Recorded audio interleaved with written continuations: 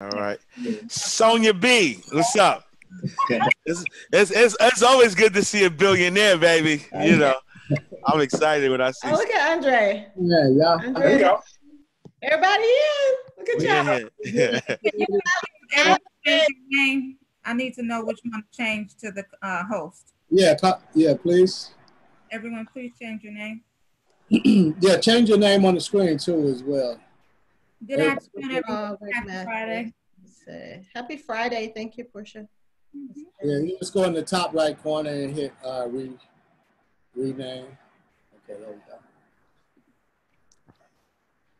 So they got everybody. Is Rick Math? Yeah.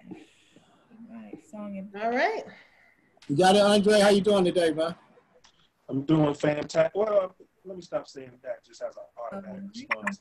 I'm doing good. I'm still kind of not feeling all this police murder and all this. Oh gosh. Still we were just talking about. We're going to talk a little bit about that. We have to. Okay. Yeah. I'm dropping off again. All right, thanks. Okay, everybody have a great show. Thank you. Thank you, thank you, thank you. So we're going to bring you guys in a second, right? Rick's on the phone. Yeah.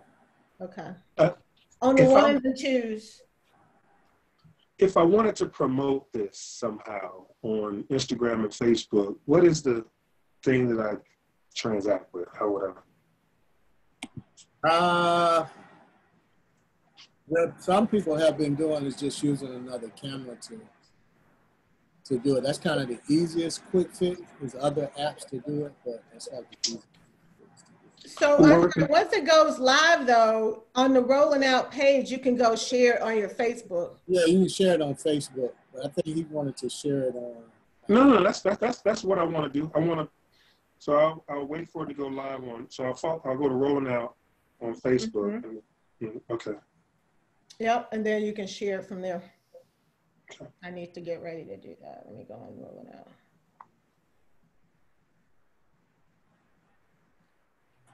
All right, we're about to go live in a second. Okay. Put the title here.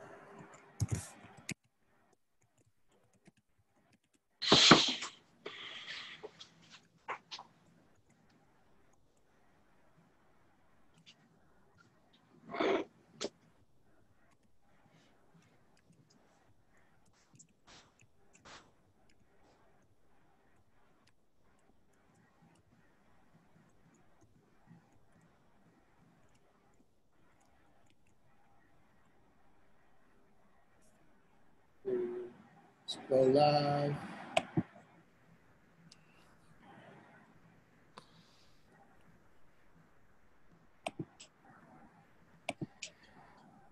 We are live. Yeah, we're about to go live. I see the button. I see the red light. All right. Over there. Let's hide these.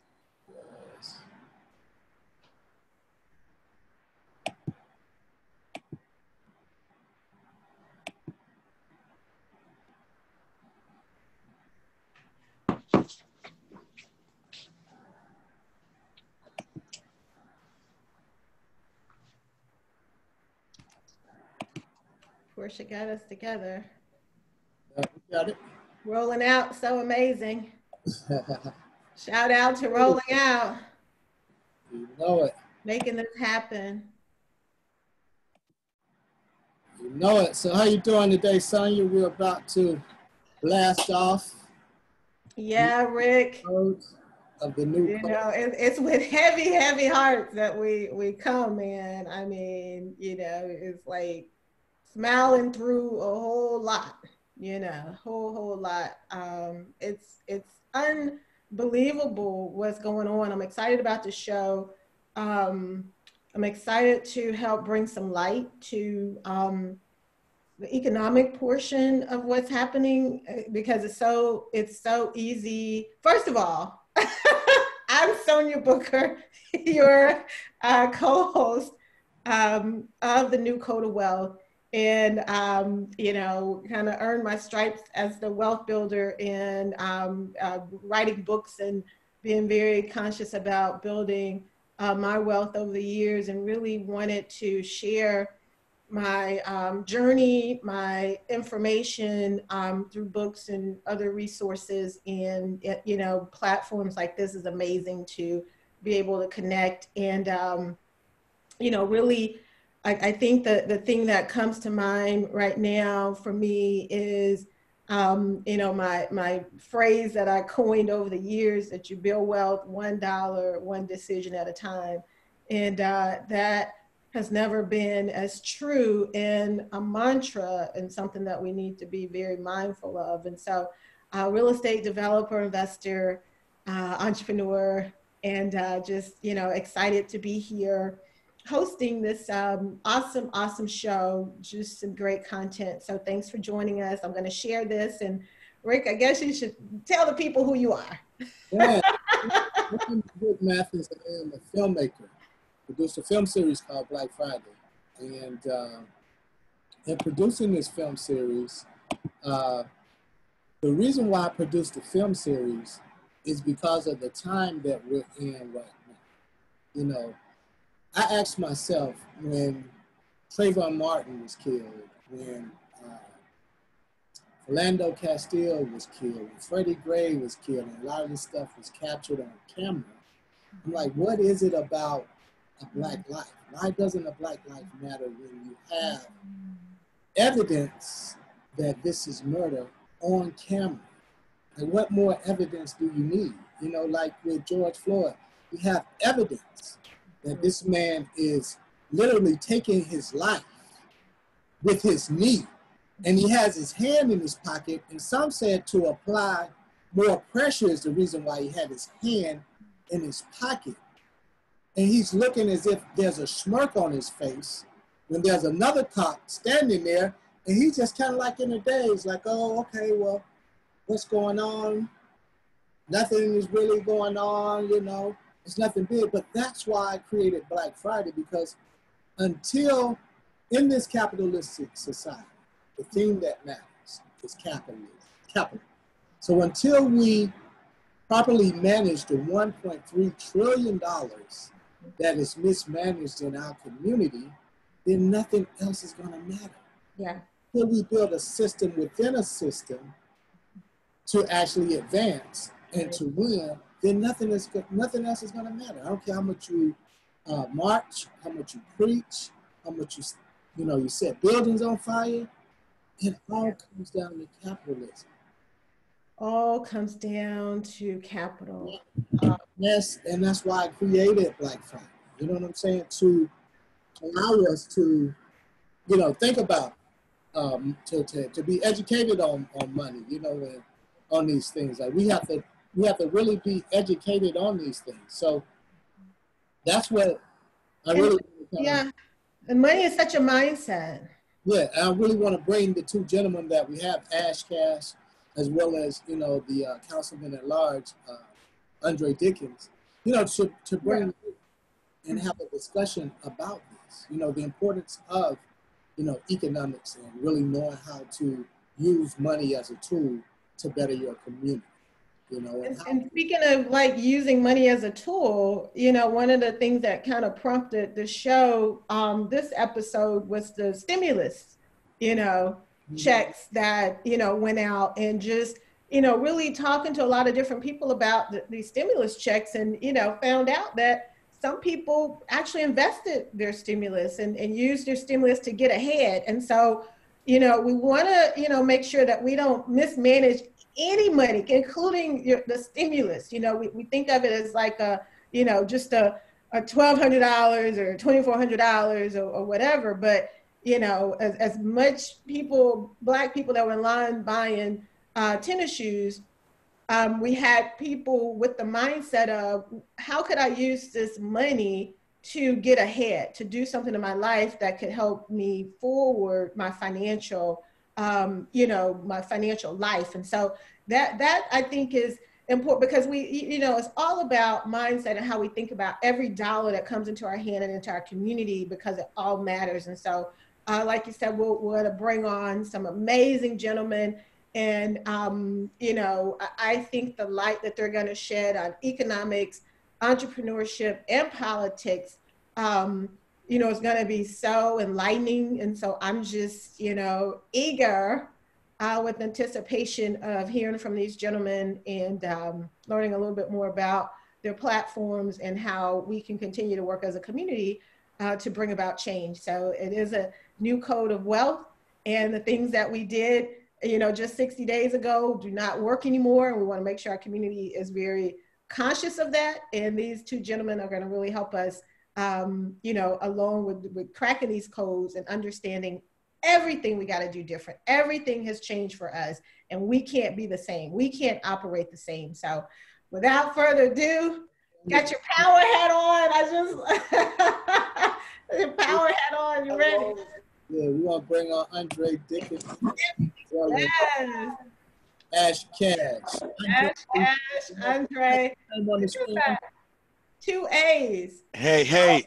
Okay, yeah, he's Rick Mathis too. Some of my favorite. Change your name on the screen, Andre. Oh, okay, yeah. Let me do that. So Ash Cash, man, introduce yourself, man. You know you're very popular on the internet now, man, and you know talking about wealth and talking about you know how to pivot in this new economy that we're in. Also, how do you pivot, and keep this in mind? How do you pivot in the midst of turmoil, in the midst of riots, in the midst of blatant racism? Yeah. Like, how do we pivot and how do we succeed in business? Yeah, no, absolutely. So first of all, thank you so much for having me. I appreciate you guys. Rick, thank you for having me. Sonia B, you know how I feel about you. So I appreciate you. You know, it's always a pleasure being around, you know, millionaires, billionaires. Monetarily, but also in the mind, right? It's in the mind as well. So that this week it's B. Sonia B. He calls me Sonia B. And I said, yeah, for billionaires. Exactly. But it starts here, right? So it starts in the mind. And so I my name is Ash Cash. My name is Ash Exantis, Ash Cash. I'm a former 15-year banking executive. So I've been in the banking world all my life. Actually, I started as a teller at 19. And so what's up? Feedback or something. Are you refeeding? I think we're getting a feedback from it. Okay, I'm not sure. He sounds clean to me. Okay. It sounded like I was hearing an echo. Because I know what you have is important and I want the people to hear you clearly. For sure. Am I good now? Yeah, it sounds like you are. Yes, go ahead. All right, perfect. So, former banking executive for 15 years. I worked as a teller, kind of worked my way up within the banking industry from a private banker, branch manager, CEO of a credit union. I'm now a financial educator and an author, so I've written 8 books. 4 of them have been bestsellers, and my mission is to change people's mindset as it relates to money, right, in order to manage their money the right way. And to your point about pivoting and how do you pivot during turmoil, I think the honest truth is that during turmoil is the best time to pivot, right? Because a lot of times when you think about things being status quo, we get paycheck paralysis. We kind of get comfortable, and so because we're comfortable, we're not forced to see the truth. A lot of times, you can coast, right? Somebody has a job and they feel like they have job stability. You could live paycheck to paycheck for years and everything is okay. But when the truth is being kind of pushed in your face and you're understanding that your financial freedom or your financial stability isn't really in your power, somebody else has that power. Now you have to reassess, your foundation, right? A lot of people who are building their finances starting with the roof first, right? And not starting with the foundation, right? And so now you start with the roof and then you try to build it down and build the foundation later. That's not going to work. And so now during turmoil, it's really about resetting. It's really about saying, all right, let me look at where I am today. And when this thing is all over, you know, to your point you guys made earlier, that there's a new normal. Like the world is not going to go back to what it was post COVID-19. And so now there's a new normal. And then so how do I create this new normal? And whether it's a pandemic, whether it's the cops, whether it's rioting, whether it's the president, whatever it is, you have to understand that when they locked down the city and they only let you out for essential items, could you feed yourself? Right? Did you have enough money to be able to take care of essentials without that job? And so, let me bring Andre in too. I know you're passionate about. Yeah. I'm sorry. You know, I go off. I'm sorry. My apologies. I go off. My fault, Andre, brother. My fault. Listen, you said like, woo. You know, I mean, yes. Oh, that. You know. Great information. So, Andre, if you will, introduce yourself and let the people know how you're pivoting, because not only are you in politics, councilman at large, but you're also a business owner. So we also, you know, want to talk about that and how it was a necessity to get into being in politics because you are a business owner. Yeah. Well, first, again, thanks to all of you guys for putting this platform together. Shout out to Rolling Out for all that you do, Munson, Steve, and Rick. You know, man, thanks for doing all that you do to make sure the word gets out. Sonia B, love you, sister. Yeah, B for billionaire, for real. She's right there on it. And Ash Cash, hey man, I was listening to you taking notes. I don't know if you saw me writing down something, brother, but you know, we could just skip my part, go right back to you. Yeah, so I'm a native of Atlanta, so this is my home. And so what I know a lot about the business community in Atlanta, being born and raised here.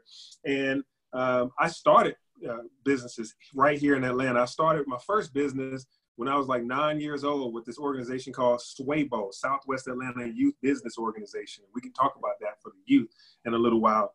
And then also party promotions at Georgia Tech. I used to have a business where we throw parties, but also create flyers and stuff for the city. But then I pivoted and moved up and went on and created City Living Home Furnishings. So for 10 years, my sister and I had a furniture business called City Living Home Furnishings. We had 3 locations and, multiple employees, 20 employees, et cetera. And so I think this is the right time for me to be involved in this conversation, because I ended up having to shut my businesses down during the recession. During 2010, at the end of 2010, I closed the door, gave back the key to all of my locations. And it was because I was ill prepared for a recession. I was not prepared for a downturn. I had prepared myself and prepared my staff and made lots of money during an upturn, but I had not ever experienced a recession. I was, nobody in my family had ever been in business that had employees. I mean, they may have had a business that they were the, baker of the pie, seller of the pie, whatever, but not somebody that had payroll that they had to meet every other Friday like I did, and had inventory and had loans and had leases and guarantees with my family's name on it, that like, yo, if you don't pay this, we can't come try to get your personal net worth, your house, your stocks, etc. So I had a lot on the line, and so I learned a lot.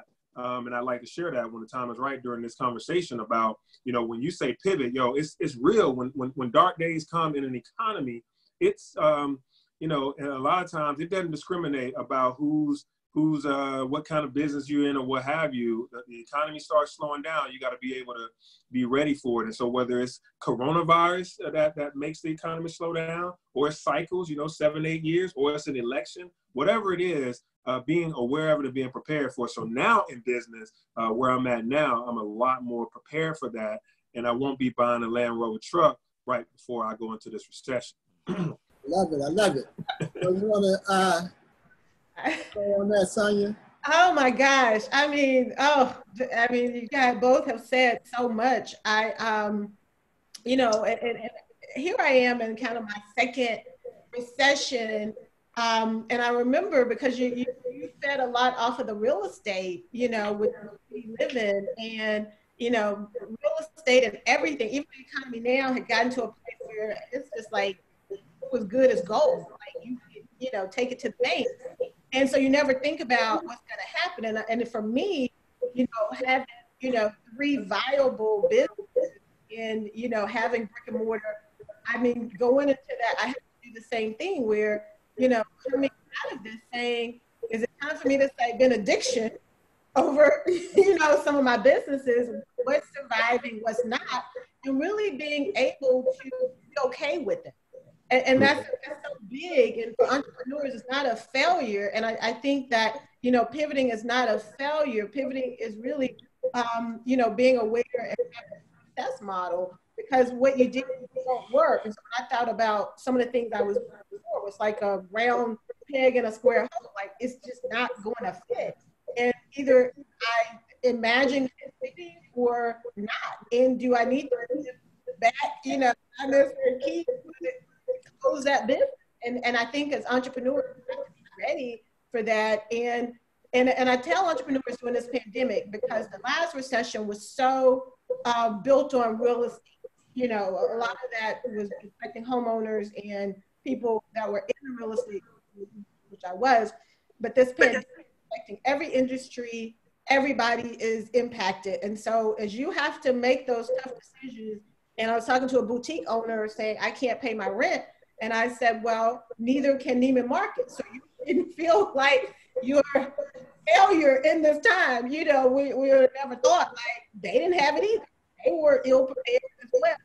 So it's not the time to beat yourself up. You have to take it in, digest it, but be ready to reimagine. And a lot of times it's better, because I said, what would your business look like virtually?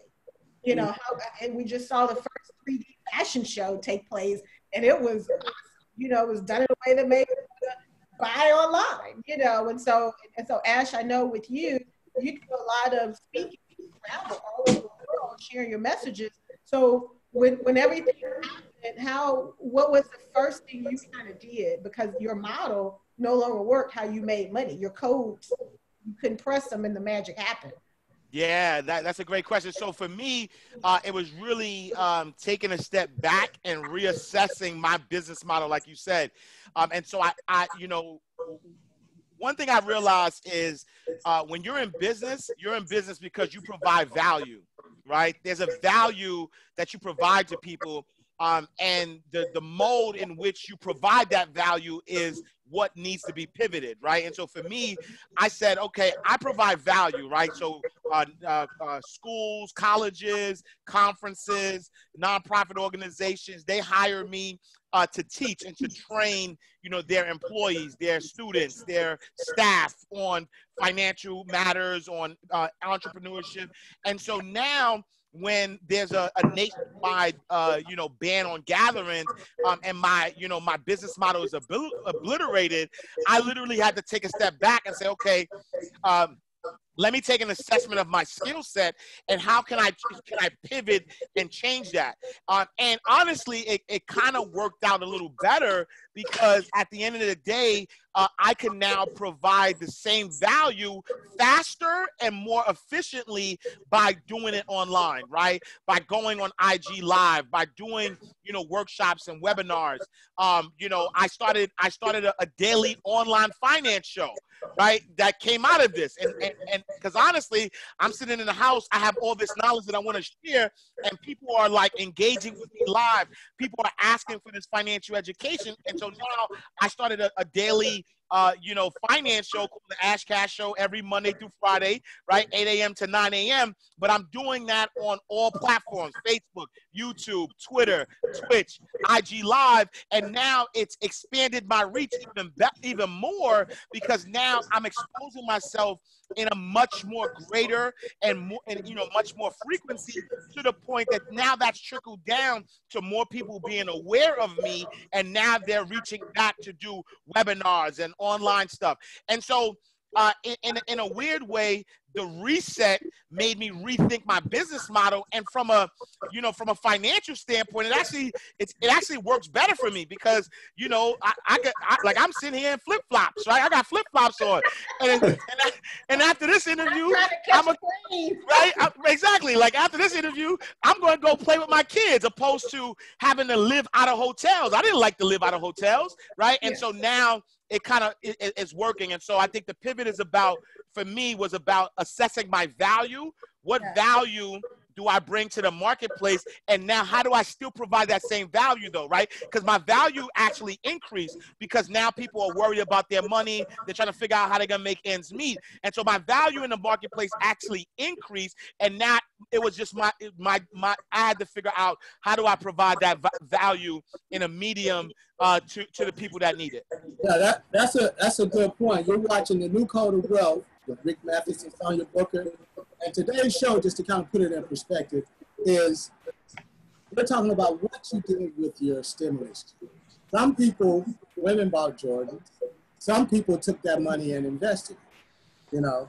So with the climate of everything going on right now, you know, that's really the question. Like, how do you make smart investments and smart decisions to be able to protect and to provide for your family? Because like I said earlier, it's about economics. You know, this is economic warfare that we're involved in now. If you look at what's happening in Minnesota. And I think before we go to Andre, I want Ash to touch on, because Rick, it's so important that we're in economic warfare. And sometimes we're missing that part of it. But this is economic we have to know that thing happening, you know.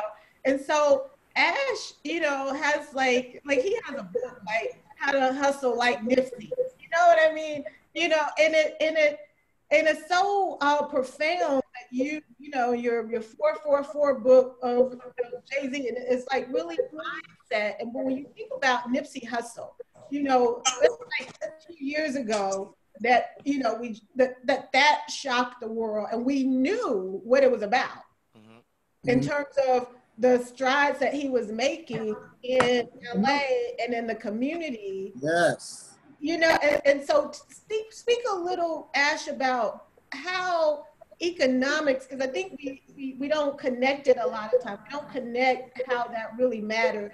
And we keep finding ourselves here. And we're going to talk about a solution, you know, some solution before we end this, but talk a little bit about why that matters and how that. Yeah, I think if we look back at history, right, and I don't want to take you too far back, but if we look back at history, it's the only thing that ever mattered, right? You know, we could even go back to slavery days, right, when the slave master didn't care whether you were white or black because the poor whites got treated like the blacks, right? The reason why they started to separate was because they found out there's power in unity. And once they found out there was power and unity, they said, whoa, let's divide and conquer, right? So that it was always about money, you know, and even racism as a construct is about money, right? And so it's always what mattered. When you think about Nipsey Hussle and what Nipsey was doing, right, buying back the block, you know, and creating an ecosystem around where he was, you know, and really empowering, right, the community that he was a part of, that, you know, that the powers that be know that empowered community from an economic standpoint is dangerous, right? Yeah. Martin Luther King, right? His last speech was not, I have a dream, but every time his birthday comes, that's all they want you to remember. They don't want you to remember what he really was talking about for the last 5 years of his life, right? Because the truth of the matter is that I Have a Dream was 1963. He died in 1968. So what was he talking about in that 5 year span? He was talking about the other America. Exactly. He was the other America. They don't want you to know about the other America, because if he could rally up, they're like, okay, yeah, they can have civil rights. But civil rights, right? Civil rights? Nah, that's too much. We're not having that conversation. That's too much. Right. And so I believe that it's the thing that's the thing that mattered only. And even if you think about what's happening right now, you think about, you know, super PACs, right? And Andre, I'll let you talk to that, right? But you talk about super PACs. You talk about, you know, collectively putting your money together and buying municipal bonds and actually owning and controlling your city. Yeah. Right now you got the power. You got the power by putting the money together. Like I remember as a branch manager, right? When I used to open up branches in different towns and counties, I had the power because I was the money. I knew the sheriffs, I knew the cops, I knew the business people. I could call their cell phones, right? Because they knew I was stimulating their economy. It didn't matter that I was a black man in a white town. They knew that I ran the money. So it's always been about the money. And I think once we realize it's about the money, we're good. Money, land, is great. Right. All roads lead to green. So Andre, speak to that. And I want everybody to hold on to what Ash said, because you know, when we're a community, you can't take all of us out. When you're one person, when you are Dr. King or Nipsey Hussle trying to organize and you're making strides, you get one targeted. But when you're a community, you got to annihilate the whole, like, all, if we stick like that, like, and that's the point. That's the point. Yeah, no doubt. And I mean, you know, you got to add value, just like you said, value. It's a value proposition for your business, and your business evolves over time. Things change, and so you have to continue to add value, or else nobody will stay shopping with you or working with you or allowing you to provide them that service. And so, I think what also is important, just like you just said, Sonia, is money and land. I mean, these are the things we got to have. We got to have some cash, and you got to have some dirt. You got to have some land. Economy is eco. That means the earth, and ecology. It's basically, economy is the knowledge of earth. Knowing how the money moves is about knowing how the earth, how land value is taken care of. If you think about everything from paper, it comes from trees. That's part of land. You think about how we deal with cars and oil and minerals and all those things. It's about owning the land. It's literally about, a lot of this is making sure that your wealth is invested in real estate, and therefore you can have some long-term growth and cash. And that way, a lot of things that we're doing is, you know, people want to be influencers and a lot of those things. And hey, more power to you, but also know that you got to have something that is transactionable, something that's like dirt, something that has value. I'm an engineer, so of course I like things, right, that have value and that can that you can change.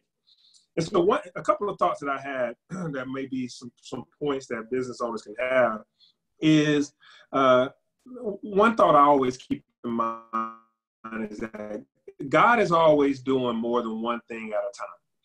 Right. So when we're having coronavirus, God has still got some other stuff going on. Right. So God is doing more than one thing at a time. I mean, even like right now, we're on this call, but just a second ago, my computer told me that the cop in Minneapolis has been taken into custody. So two things are happening at the same time. We're trying to get people ready for the economy, but we're also getting them ready for the revolution, right? So at the same time, two things can happen. And he dies, we can do more than two. But just so what that means is, while we're in a challenged situation financially with coronavirus, meaning certain money things might be slowing down, he could also be preparing us to be more patient, to manage our money better, so that when the comeback comes, we ready with what we need to transact better. We got the big joker and the little joker, the ace, the king, the queen. You know what I mean? We're ready to lay down our cards, because right now we are preparing ourselves. God could be doing more than one thing at a time. So don't woe is me too much. Yeah. Start preparing yourself. Look at your value again, like Ashcash said. Look at your value proposition again. What is going to be valuable now and in the new economy, in the new way of doing things? Hey, if you have been owning office, if you're an office realtor, I mean, I don't know, commercial real estate right now, people may not want to get, you know, you're not going to be in the office too much, having all these, 35 people in the same set of cubicles because of the exchange of coronavirus and germs and such, So getting on a plane, like you said, Ashcash, this is like, hey, business owners are looking like, man, I don't have to have all these salespeople on planes every day, flying around, going to hotels. So now what do you do? How do you make sure you add value? So that's one key thing, is God is doing more than one thing at a time. And the other thing I'll let you know is, my pastor said this a long time ago, everybody ain't broke at the same time either. Right. That's good. Everybody ain't broke at the same time. Good. If I might look at 2-3 of my friends and be like, man, all of us got a little, we're trying to get by coronavirus. I hope we get this PPP. I hope we get our $1,200 or whatever it is. But at the same time, there's somebody who has been stacking up, somebody who is prepared. And this is the day that they come out. This is their coming out party. Right, yeah. They have been looking to invest in something that is ready. I got a friend, we just having casual conversation. We did a Zoom call amongst fellas. And I remembered, I was like, hey, you haven't been, tripping or anything about your business. He was like, you know what? I've been waiting for y'all to tell me some ideas that I can invest in. You know, I got 750K liquid that I just been building up over time, and now I'm ready to put it somewhere. This is a conversation with a friend. Had I not opened my mouth, he wouldn't have, you know, he may or may not have even expressed it, that he was ready for a day such as this so that he can now invest. Remember, the stock market went down to 18,000 in early March. Guess where it's back up to now? 24,000 Dow. The Dow is back up to 24,000. Imagine that. We thought the world was going to end 2 months ago, and now some cats, you know, doubled down on their investments in some of these things. So everybody ain't broke at the same time. Find some unbroke folks to pitch your idea to when you're ready. And then the third thing I'll say is about community. This is something that I had to learn while I was in business, is getting myself around a business community, being in a consortium with others so that you will know where the trends are. I can tell you, I arrogantly, at 35 years old, when I was running my business from 28 to almost like 38, I was not in any business groups. I was running furniture business by the seat of my pants. I was running it, and I didn't even know we were in a recession. I did not know. I didn't watch CNN. I wasn't watching business trends. I wasn't doing all those things. Everything to me was profit and loss. Buy for $5, sell it for $10. Buy that couch for $5, $500. And it was so focused on your business. You buy this couch. Yeah, I was so focused. I was micro-focused. And that is the thing that we do. We get micro-focused every day. You know, I'm opening up the doors at 9:30 and I'm closing them things at 6:30. And throughout the day, I'm fighting water leaks and air conditioning going out, and, you know, customers, you know, wanting a deal or whatever. And I'm doing that day in, day out. Employees get sick. Okay, who's going to cover this shit? But at the same time, I never looked up and said, what's the expansion plan? Expansion plans. What's the rainy day plan? Rainy day plan. What's that? I just started doing stuff.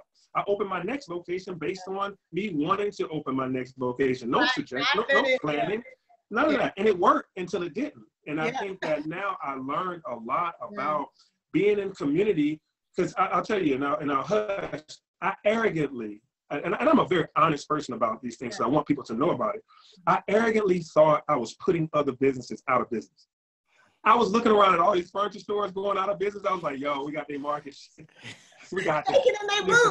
Yeah, look at them. Look at them closing up. Look, I still got customers.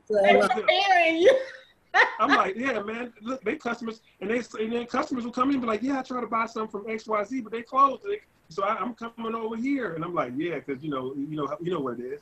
And but in reality, they were closing because the economy was hitting them in 08, 09. It didn't hit me to 2010, really. I mean, around 09, early 2010, I was beating on my salespeople like, sales are down 15%. Why are you not upselling? You sold a bed without selling the mattress? You sold a sofa without selling the rug? What are you doing? Let's go back to sales training. I was going through what I thought were operational challenges. I didn't know the whole world was collapsing because I was not in proper conversations in the community, and I arrogantly thought I was doing better than others until the whole tidal wave caught me up too. So I share that because maybe somebody else thinks that their mousetrap is well designed, well positioned for any rainy day, for any day. And I tell you, reassess and make sure you challenge yourself to join a community so that you can hear other ideas. Yeah, you're right. It speaks to mentors. It speaks to the importance of mentors too. Mm-hmm. Yes. You know, I mean, like my mentor, the late Herman Russell Sr. in real estate, he saw what was coming in the real estate market. He told me like 2 years before it happened that the market is out of whack because it had such a pulse for it. And even though me as an investor was like, what is he talking about? You know, out of whack, I'm making money. I'm moving. But then it was like, how would I not take this level of wisdom and understanding that he had a pulse for the market and pull back, you know, in the industry. So you do have to align with it. And then the other lesson he taught me was, you know, go to Atlanta Business League, you know, get in a business community, you know, Booker T. Washington and, you know, all the leaders. And it was a way of life. And and I think about that, you know, 20 years ago, you know, as a business owner, and that's about as long as I've been a member of Atlanta Business League. And I think about now how great that organization is, but how many more and how much access online it is.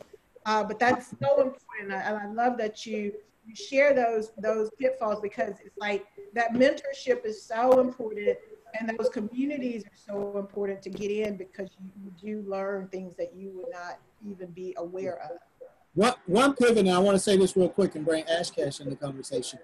One thing that we really have to key in on, during this pivot, is that business is a team sport. Mm-hmm. You have to, like Sonia said, like Andre said, you have to connect with these organizations so that they can share what you see. We've been taught to build millions by ourselves, by being a rapper, being an athlete, being an entertainer. But the key piece that they don't share is that those entertainers, those ball players, those rappers are being plugged into a system, which is a team that's going to help propel their career to the next level. So business is a team sport, and if you can't just kind of add some thought to that, the importance of having a team, and whether that team is family members or whether that is people that think the same way that you think. Yeah, no, I think it's very important in everything, right? So there's the African proverb that says, if you want to go fast, go alone. If you want to go far, go together, right? And I think that it's important, me as a financial educator, when I was a private banker and I worked with wealthy individuals, they didn't just, I wasn't just one of the people working with the clients, but they had a team, right? So wealthy people had a team, like I was the banker, they had an investment banker, they had a mortgage broker, they had a business manager, they had a CPA, right? So it's that team to build the wealth. When you think about business, like you said, it's a team sport. And so I think a lot of times, especially in our community, because we may not necessarily have people immediately around us or immediately in our family that have run businesses before, and we're asking for support from people who have not been where we've been or where we want to go. I think it's important that we also take that as an assessment, right? Don't take it personal. I remember when I decided to leave banking in order to become an entrepreneur. I'm from Harlem, NYC. I grew up in the St. Nicholas projects, right? And so people were like, yo, you made it, right? And so in their eyes, I made it because I came from the projects and now I'm running banks. But I'm like, no, there's more potential for me as an entrepreneur. And so I had no support whatsoever from the people that I call friends and family. And I could have took it personal. I could have been like, well, I could have allowed that to allow me to be complacent. But at the end of the day, I had to, to Sonia's point, find that mentor, right? Find the people who've been where I want to go, and use them as counsel. And sometimes you might not have the opportunity to find a mentor that is mentoring you directly. So that's why you got to read books. That's why you have to watch documentaries. That's why you have to use people from afar could also mentor you. Watch what they do. Watch their moves. And so and I love that Andre was being transparent about him starting his business and really being arrogant about the way that he was running the business and not connecting with the business community and what he was doing, because that's key, right? A lot of times we're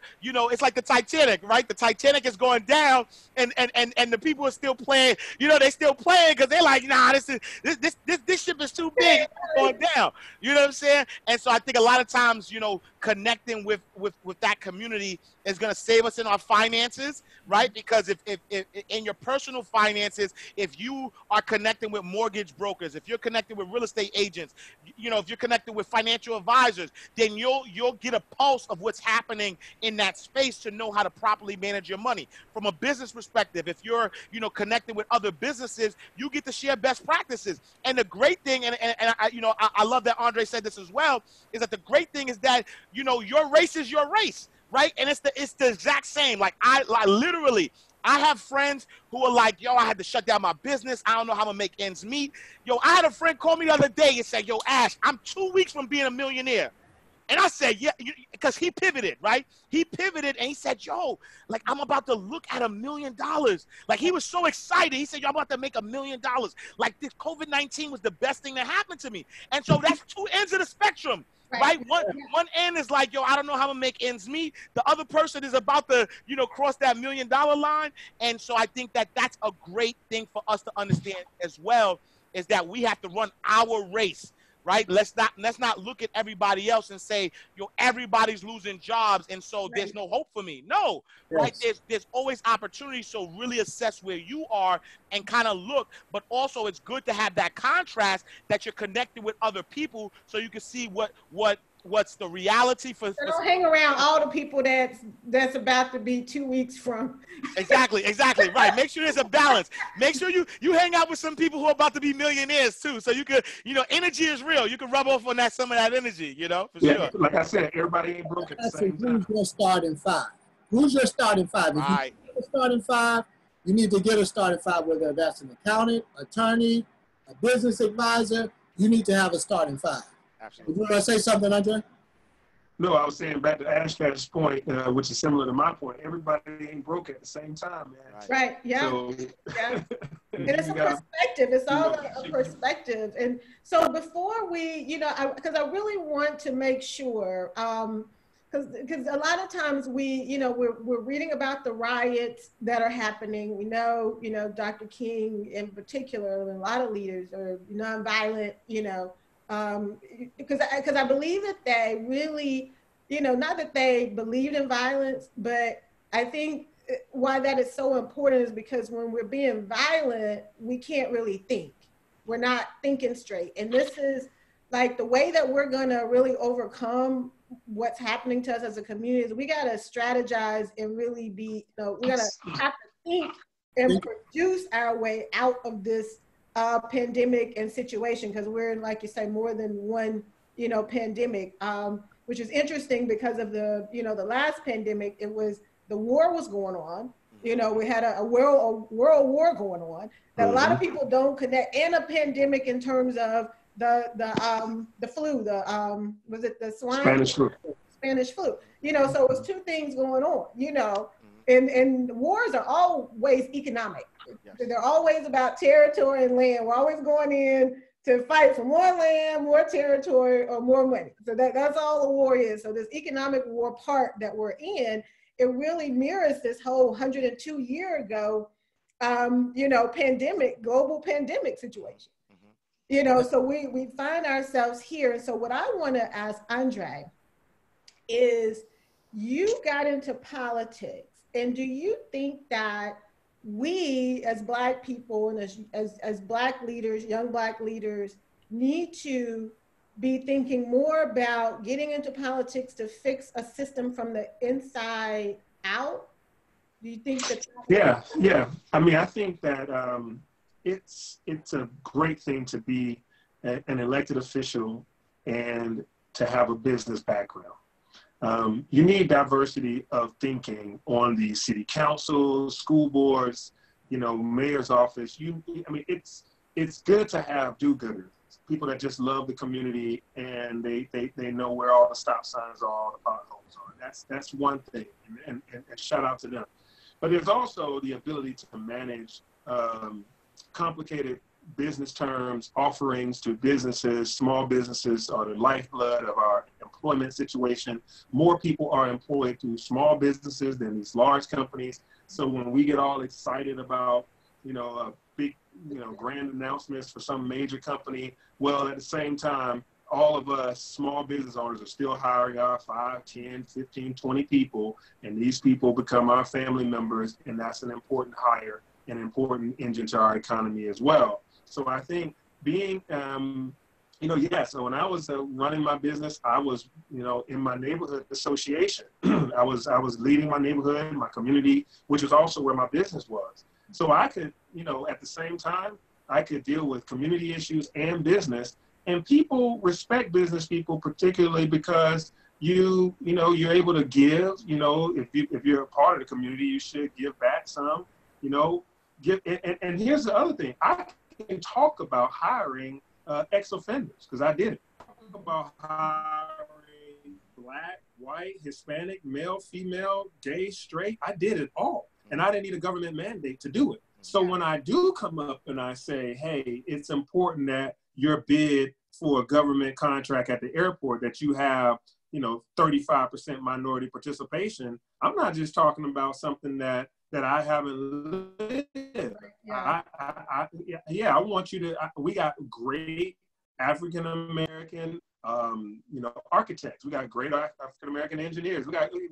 Black ain't got no limit to it.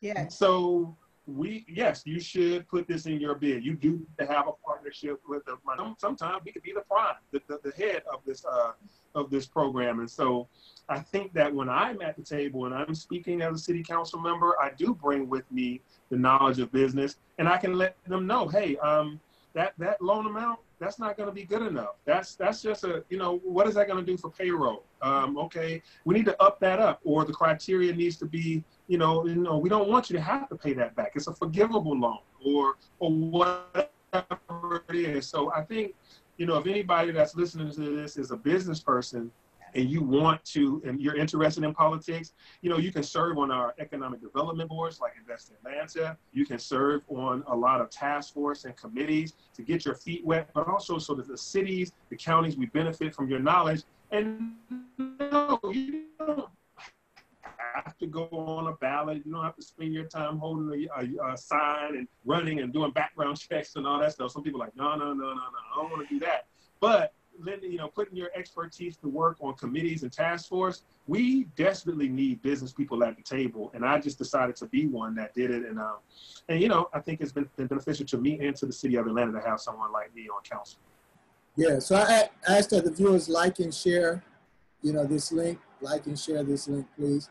And I want to have you guys to offer some resources in closing, and how people can get in contact with you guys, how people can reach you on social media, on your website.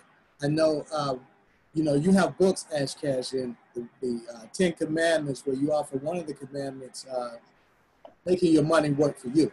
Yes. And I think that's very important, man. So a lot of times people go out and they trade time for dollars, but if you continue to trade time for dollars, you'll run out of time before you get to the desired amount of dollars. But how can people contact you, Ash Cash? Yeah, so again, thank you guys for having us on. You go visit my website, iamashcash.com. You'll see everything there. So from my books to you have an online academy called Mind Right Money Academy. And so you'll have access to that. So iamashcash.com, and then also on all of my social media platforms, so Instagram, Facebook, Twitter. My handle is IamAshCash, and I actually have a new book coming out called The Great Financial Reset, because again, that's what I believe this is. This is the Great Financial Reset. And so if you go to thegreatfinancialreset.com, you can pre-order the book, and it gives you 5 ways on how you can thrive during and after any financial crisis. So again, thank you guys for having me. Thank you. Andre? Yeah, so you can find me. I'm on all social media platforms, as well as my website, andredickens.com. That's ANDRE Dickens, DICKENS.com, and Andre for Atlanta, the number 4, Andre for Atlanta on all social media. I haven't written a book yet. I just read Sonia's books day and night, it's trying to get like her. But I got one in the works, and I'll be happy to share it with you all when I'm complete with it. Another thing that you can find me, I'm a technologist, so I'm the vice president of a nonprofit called TechBridge. And so one thing that we do is create this program to train unemployed, underemployed, low-income people on how to do technology, how to code, So great. do web development, also how to do Salesforce, ServiceNow, all these Microsoft products, so that they can move from zero income or $15 an hour to our average is, $60,000, $70,000 income after just 4 months. So you can, hit me up there about that too. You can email me or call me part of this. And, the city of Atlanta has a lot of resources for small businesses. I'll tell you guys that are in that $10 million. We did one that was $1.5 million right at the start of the coronavirus. We also, I'm the chairman of the transportation committee for the city of Atlanta, which means I have oversight over the world's busiest airport, which is Hartsfield-Jackson Atlanta Airport. And immediately I put forth legislation to suspend the rent for all of the concessionaires at the airport because, you know, plane travel is down right now. Right, yeah. And if you don't have passengers, you don't got people buying your sandwiches or what have you in the airport. And so we suspended rent, and we're about to, you know, continue to suspend rent as coronavirus continues. So these are business offerings that we have. But the $16 million, we're going to do a package that came through the CARES Act from the federal government, along with the payroll protection that every business owner needs to be applying for still.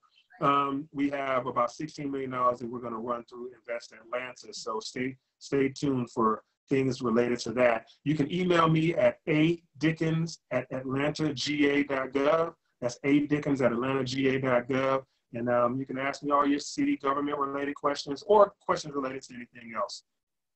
Yeah.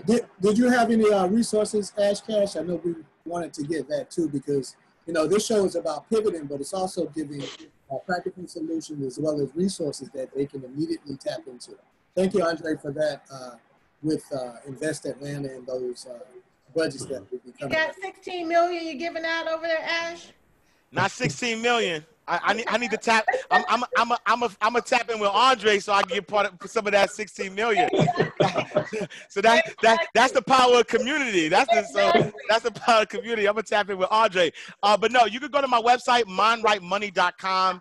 I post daily news articles on there. I have a lot of resources. You know, if you go to mindrightmoney.com, under the resources section, there's resources to learn about business credit, free resources to learn about business credit, secured loans, all of the different articles that are done on a daily basis are really to educate and help people move forward during these times. You know, information on how the PPP loans work and how you qualify for them. So yeah, if you go to mindrightmoney.com, that's your #1 source for financial education. And then there's a resource tab that gives you access to different resources as well. And what time is your daily show on? So every Monday through Friday, 8 a.m. to 9 a.m. Eastern Standard Time. You can go to the ashcashshow.com to subscribe to the podcast. But if you want to see it live, go to ashcashtv.com and you'll see it streaming live. I have a 2-time Emmy Award nominated news producer who helps me write it. It looks like CNN. You wouldn't even really, you know, you couldn't even tell that, you know, we don't have millions of dollars behind us. But once I connect with Andre, you know, we're going to take it to the next level. Exactly. Right. You know, and both of these guys, you know, are part of the vault. Yes. All the great work that we're doing at the vault. You know, I appreciate you both and bringing resources and support. You know, whenever they show up, I'm like, I'm not a one woman show, one man band. That, so I appreciate all that you're doing, and people are going to be looking for some amazing things coming out of the vault. I mean, like amazing. And Ash Cash has a show coming out called Inside the Vault, and you know, and Andre's just a great supporter to help me find resources so that we can get information to the people from the vault. Right. So I'm really excited about that. And I guess we're wrapping up, huh, Ash? I mean, Rick, we're wrapping this up. Reach you, Sonia. Yes. So my final thoughts, you know, you can reach me at soniabooker.com. You can go there and download an ebook called The 7 Basic Truths of Wealth Building, which we all need to go there and get that information as we're continuing to build our wealth. I want to remind everyone about the primaries that are coming up June 9th. Andre, I have that right? Yes, that's right. Primaries, we have to vote. We have to change a system within a system, and the only way we can do that is if we're at the table. So, you know, whatever you do, vote, vote, vote. When you get tired of voting, vote again, because that's the only way that we're going to really be able to change. And I think that's all my notes for today. And go to soniabooker.com, download that information, and start building your wealth $1, one decision at a time. I love it. I love it. That's right. $1, one decision at a time. we started a campaign with Black Friday called Vote With Your Dollars. And I think right now it's very important that we have that at the forefront of our mind. Right. And collectively, as people of color, we mismanage $1.3 trillion annually, every year. Now, to put that in perspective, that's enough money to be the 16th largest nation in the world. Wow. More than Canada's total economy for the year. It's more than the continent of Australia's total economy for the year. So that's a lot of money. So if we just learn how to redirect those dollars, then it would totally liberate us. You know, we wouldn't have to spend a lot of time marching in the streets. At the end of the day, it's a capitalistic society. Capital is what matters. But we have to properly manage that $1.3 trillion that just goes through our hand every year. If you look in our communities, it doesn't look like that amount of money flows through our hand on an annual basis. So we have to learn how to circulate those dollars. You know, imagine this. Imagine if we had just took 200 of those $1,200 from the stimulus check and circulated those dollars in the community, what that would have done for businesses. You know, so that's what we have to start doing. We have to start voting with our dollars. We have to start thinking differently, because we have to win this war by thinking. You know, this is a chess match.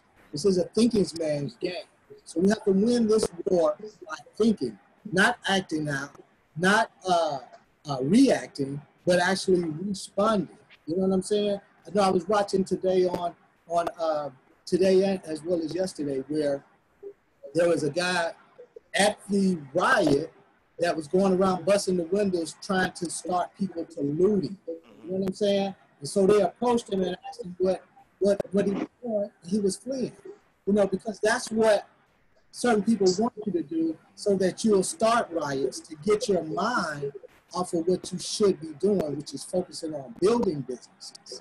You know, not destroying businesses in your own community, because burning down businesses in the community, who's going to rebuild those businesses? The government is going to give us funding to rebuild those businesses that were burned down out of rage. Yes, I know we're upset. Yes, I know we're rage. But let's rechannel that energy. Let's rechannel that energy into something positive and learn to vote with our dollars. You know, and with that, you know, we're signing out. And remember, you know, businesses is team sports. Choose your 5 players, your 5 key people, you know, and circle those people around you. And I think we've cracked a really good code. I'm excited that we've made such an economic bridge, and you have resources through Ash, and you have dollars through Andre. You know, and it's a great bridge. You need to know what to do with those resources and how to engage them when you get them, how to build them, how to grow them, what's the best way. The new code of wealth, you know, information and resources go hand in hand. Getting all that to our community is just important. And I know that the community will be able to look for a lot coming from the 4 of us. Vote with your dollars. You know, Andre is in the street, in the in-house and out-house with us, helping to fight. And then, yeah, absolutely. You're one of the hard workers. We thank you for your service. I mean, you are just a tremendous value to the community. And if no one's told you that lately, I'm telling you today. Thank you so much, Andre. Oh, awesome, man. Thank you, gentlemen. Y'all shared a wealth of information. Thanks Appreciate to our family. Thanks, Pastor Steve, for allowing us to share this platform so that we could, you know, reach out to our people and share vital information that we have. Video. Like and share this video. Circulate this information. There's power in this information. Yes. So with that, we're closing out. Thank you again. Join us next Friday, 1 p.m., the new Code of Wealth. I think we cracked the code, Sonia. What do you think? We did it. I think we did it. I got my notes. I'm excited and, you know, full steam ahead. All right. Thank you. All right, stop. All right. See you later. That's it.